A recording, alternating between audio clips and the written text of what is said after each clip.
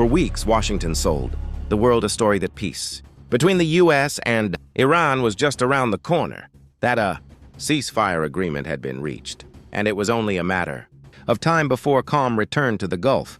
Now we know that was a lie. Behind the headlines, behind President Trump's triumphant press conference, the reality is this: the U.S. and Iran are miles apart, still locked in a high-stakes standoff over control of the Strait of Hormuz, uranium enrichment, and billions in frozen assets. What was billed as America's most significant diplomatic breakthrough in years was, in fact, a 21-hour meeting that ended before sunrise with no deal, no ceasefire, and no clear path forward. Let's unpack what really happened. The spin versus the facts. Just days before dawn broke over Islamabad, Trump stood before cameras claiming his administration had secured a ceasefire understanding with Iran, a supposed diplomatic victory he could point to as proof of his maximum deal-making. But according to multiple officials who were actually inside the Serena Hotel, where talks took place, the reality was much bleaker. After nearly a full day of meetings led by Vice President J.D. Vance and Mohammad Bagher Ghalibaf, one of Iran's most powerful figures, the two sides couldn't even agree on the basics. There was no agreement, not even a framework. Only tension, frustration, and competing demands that expose just how deep the rift remains. The three big sticking points. By early Sunday, U.S. and Iranian officials confirmed that talks had collapsed over three issues that have plagued relations for years, each symbolizing a layer of mistrust dating back to 1979. 1. The Strait of Hormuz. This narrow waterway between the Persian Gulf and the Gulf of Oman carries roughly 20% of the world's oil supply. The U.S. demanded that Iran immediately reopen the strait to all maritime traffic, essentially surrendering one of its most powerful bargaining chips. Iran refused. Its position was simple: the strait would reopen only after a final peace deal, not before. From Tehran's perspective, giving up control early would erase any leverage left on the table. To Washington, that refusal was unacceptable. Structurally, the impasse was baked in before talks even began. 2. Iran's nuclear stockpile. The Trump team came into Islamabad, insisting that Iran hand over or sell off its supply of highly enriched uranium, material that could, if further processed, be used to make nuclear weapons. For the U.S., this was a non-negotiable demand. For Iran, it was a red line they wouldn't cross. Iran instead offered a counterproposal: a phased reduction of enrichment in exchange for sanctions relief and international monitoring. The Americans called it insufficient and walked away from the table. The stalemate over nuclear material mirrors the same dynamic that collapsed the 2015 nuclear deal.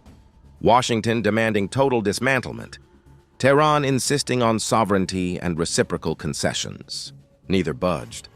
3. Frozen assets abroad. Decades of sanctions have left roughly $27 billion of Iranian oil revenues frozen in foreign banks. Tehran demanded that those funds be released to help rebuild from 6 weeks of devastating airstrikes and economic collapse. The U.S. delegation flatly refused.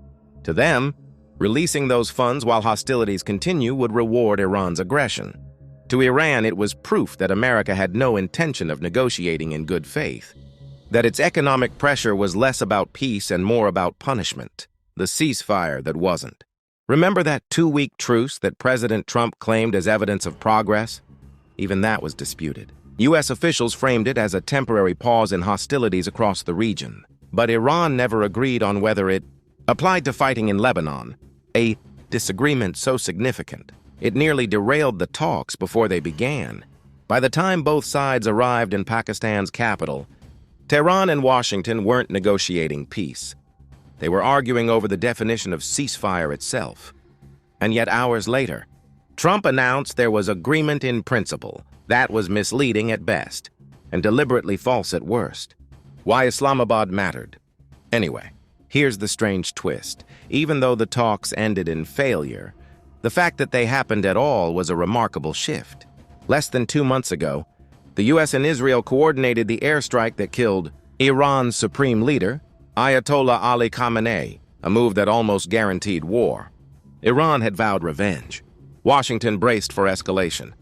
And yet here were the two sides, meeting face to face, shaking hands, and talking for nearly a full day. Make no mistake, and that was not nothing. The symbolism mattered. For decades, death to America had been a rallying cry in Tehran. For Iranian representatives to sit across from an American vice president in Islamabad marked a break from that narrative, however fragile. As Vali Nasser, the respected Iran scholar at Johns Hopkins, put it, "This is the most serious and sustained direct talks between the U.S. and Iran since 1979. But serious talks don't necessarily mean successful ones." The power dynamics beneath the surface. What this weekend revealed is that diplomacy and political theater are still running on different tracks. Trump needed a headline, something to suggest strength without accountability. And so he manufactured one. Iran, meanwhile, came seeking reparations, recognition, and leverage.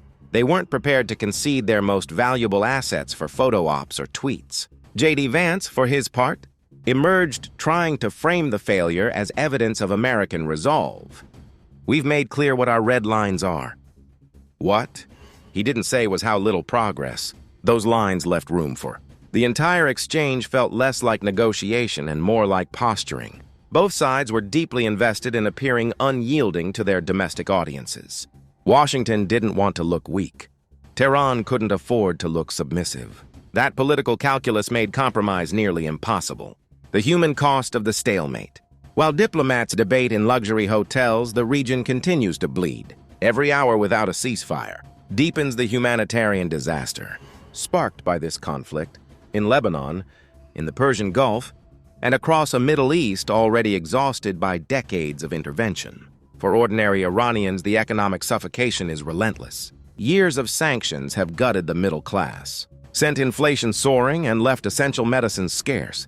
Meanwhile, the U.S. continues to frame pressure as leverage, blind to how that policy fuels desperation, not reform.